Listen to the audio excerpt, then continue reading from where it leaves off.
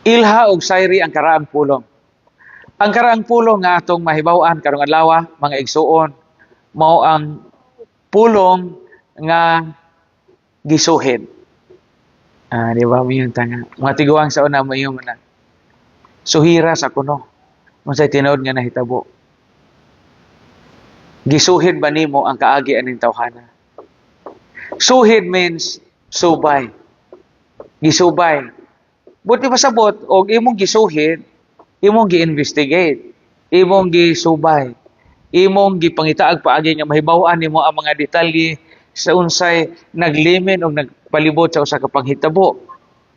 Muna gisuhid. Kung suhiro nato ang kinabuhi sa usa ka tawo, palitag na ay tawo nga moabot sa ato ang dapit, magtukod og balay, moapil sa atong cluster, sa atong katilingban, na moingon og ato sang suhiron ning iyang kinabuhi. Buti pasabot nga mag-background check ta sa English pa. Subayo na to kung say biographical origin aning tawhana, say kaagi ani, unsa ning matanga sa pagkatao dito sa ilang dapit, unsay mga paboritong buhaton ani, o kinsa siya sa iyang kinabuhi. Iyan na pod sa atong kinabuhi. Matag karon og unya, importante ang pagsuhid.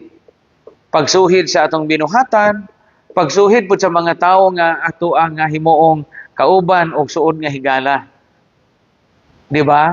Importante na nga makaila sa ato pang higala. Mga ginikanan, kamo, paniira pod ninyo, suhira pod ninyo, kinsay kasagarang ikuyog, ikauban sa inyong mga anak, mga apo, panahon sa mga lawom na nga kagabhion.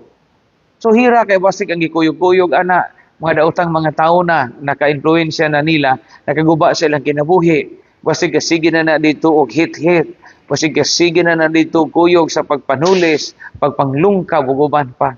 Kinahanglan ka mao kita magsuhid, musuhid. Ilha sayri ang karaang pulong.